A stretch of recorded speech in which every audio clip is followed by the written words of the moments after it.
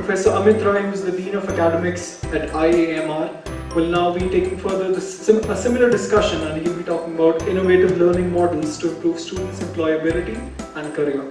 So, ladies and gentlemen, I am highly thankful to you for having me right here in front of you all brilliant minds. And I would also like to congratulate the EduTech Review for organizing such a beautiful and meaningful event for us. I would like to discuss certain things as the panelists have already discussed about the innovative learning models and types of learning models, and the data science about the previous session is all about. When I have started my career, first of all I would like to introduce myself. Myself is Professor Dr. Amit Roy, Faculty of Management and Chemical Science, and career for last 15 minutes. The first day that I went to IIT Delhi, my teachers told me, the IIT never teach you to learn, IIT will teach you to learn and apply. So acquisition of knowledge is not a good deal, but the acquisition of knowledge as well as application of knowledge makes the thing worthwhile. So here, while my discussion, I will go to the following topics to be discussed. We are discussing, whatever topic we are discussing, what is the need, objective or learning outcome of that topic. So, due to emergence of information technology and the growing sector of smartphones, the globalization has made tremendous change. And due to that process of globalization, the earth seems to be shrink. Now, whether it's about the students or faculty, they may get any information at any time, anywhere, whatever, whenever or wherever.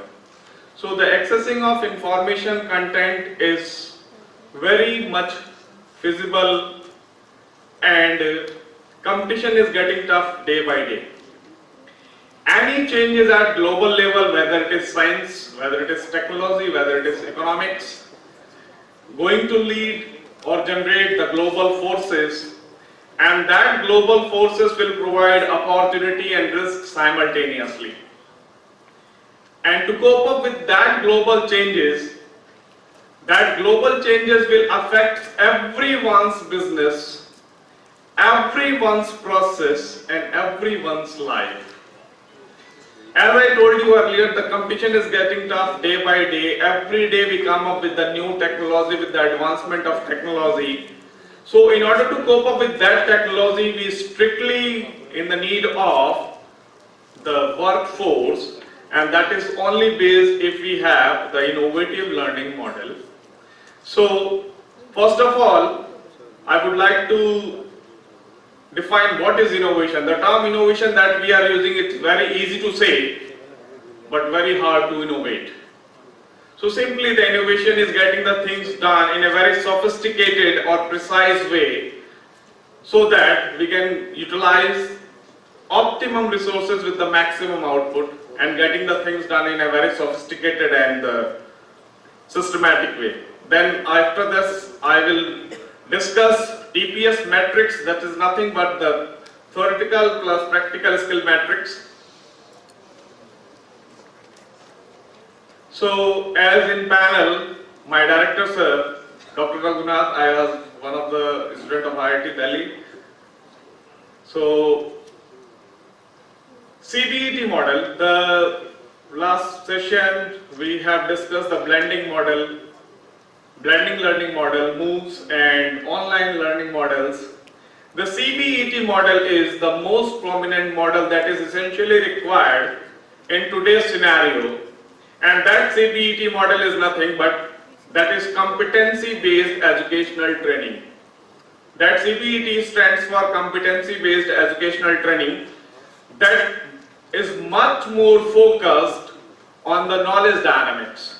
The knowledge dynamics is what? The knowledge dynamics is what about what we have learned so far, and after learning these skills, how do we are applying these knowledge to solve the real life problems.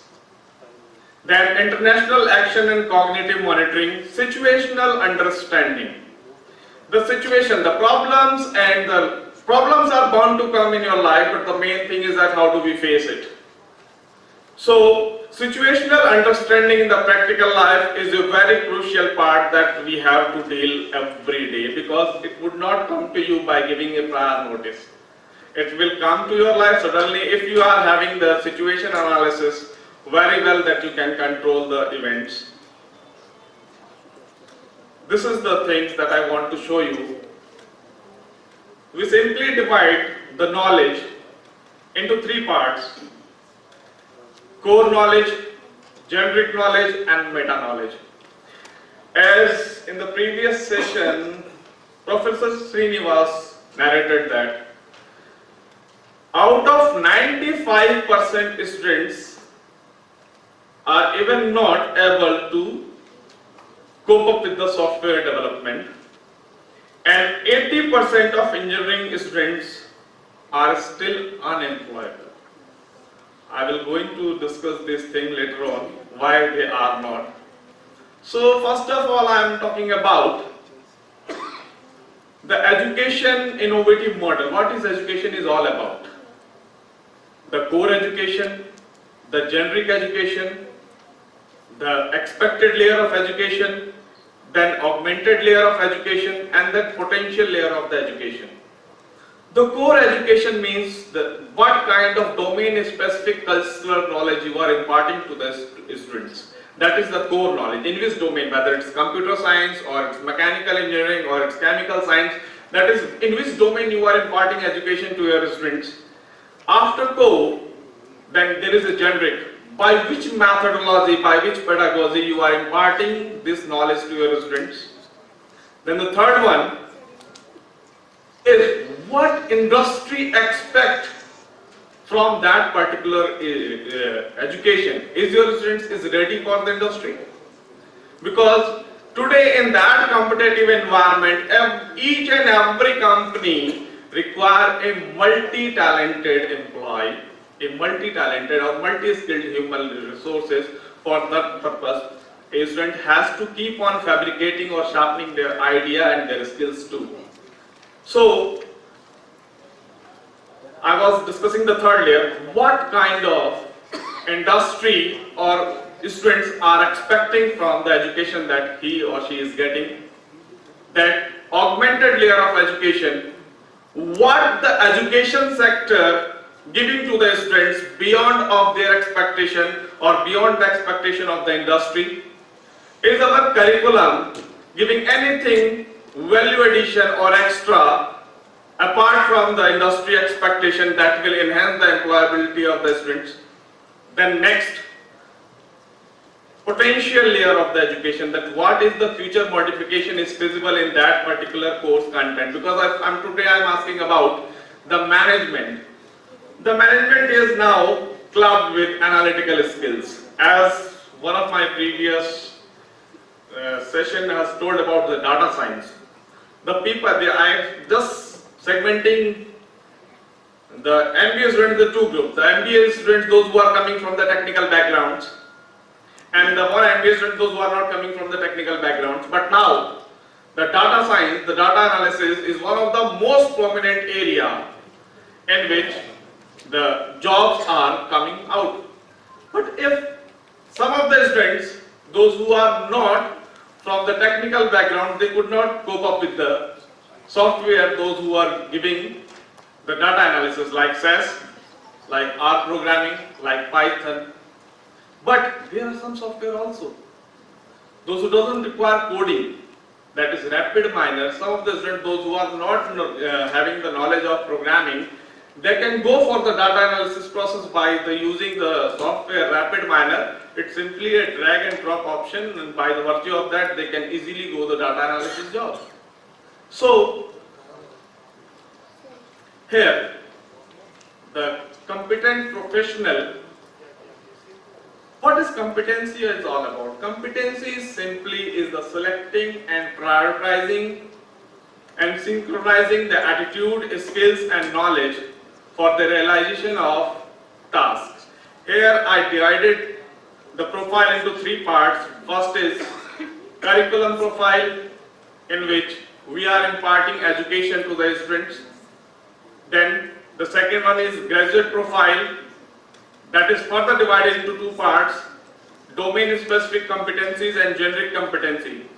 Domain specific competency is one which is getting by or imparted by the education system, whereas the genetic or generic competency is all about when the students learn from the behavioral science. Sorry for the interruption, sir.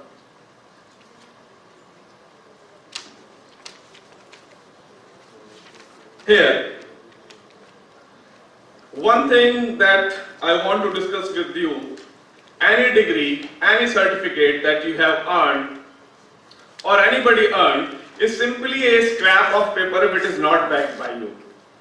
So, the teaching and learning is a two-way mechanism. It doesn't matter how good teacher am I, if my student is not willing to learn, I couldn't going to solve the purpose of the students. So, scholar learning is simply the function of IQ, EQ, books, educational environment, and the last one is the instructor. So here I am going to describe you which one is the more efficient factor. By manipulating or by regulating these variables, you can simply enhance the learning process. IQ and EQ. The IQ stands for intelligence quotient. The second one is emotional quotient.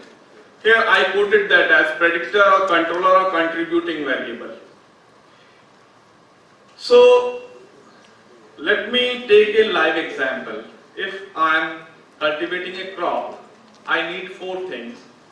One is soil, second one is oxygen, third one is sunlight, and fourth one is fertilizer.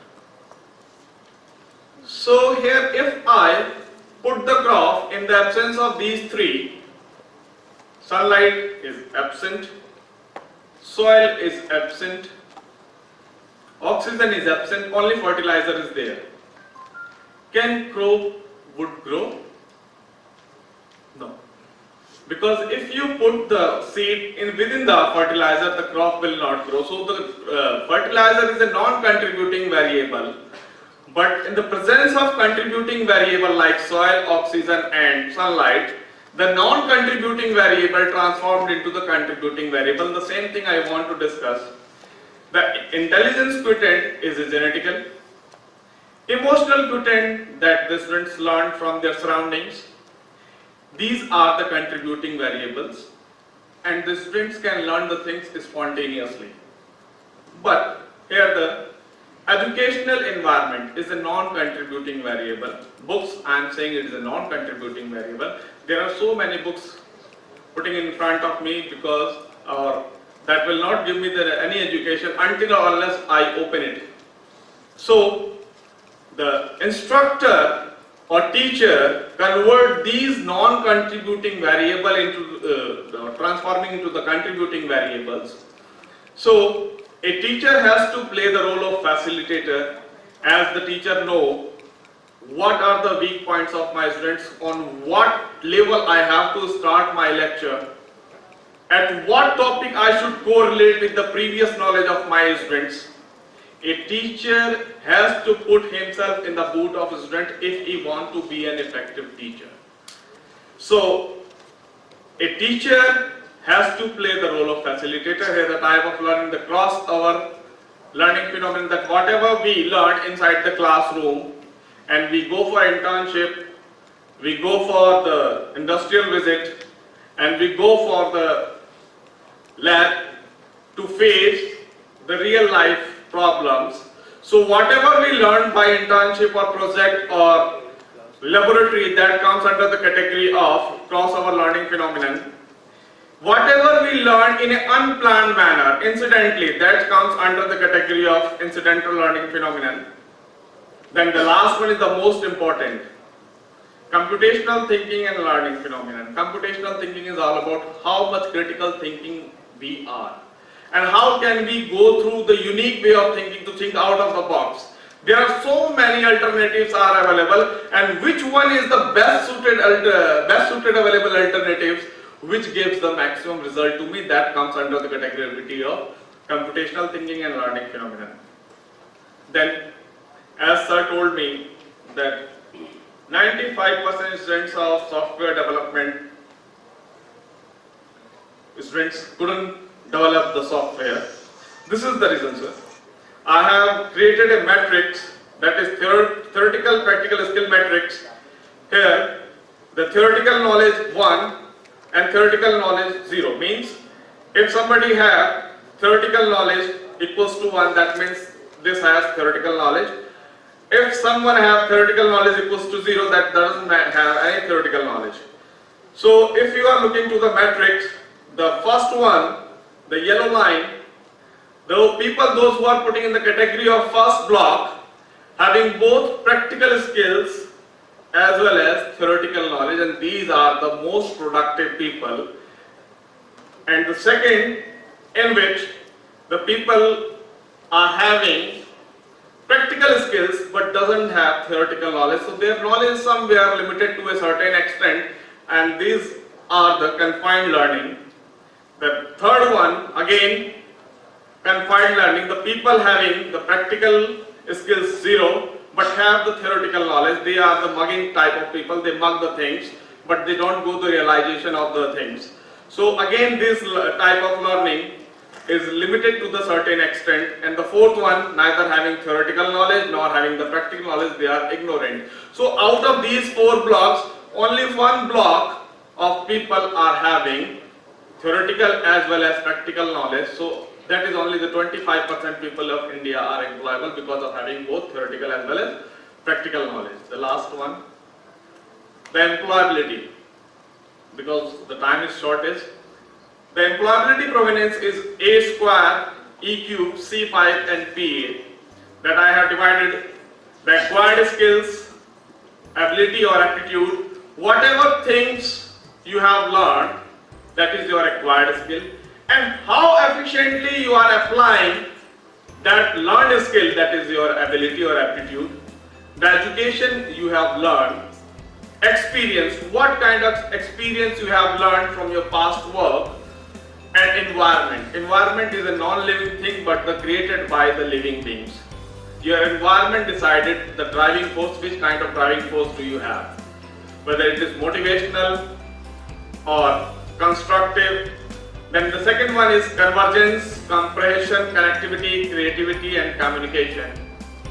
That all gives you career and employability if you are having the practical sense or practical approach. Thank you.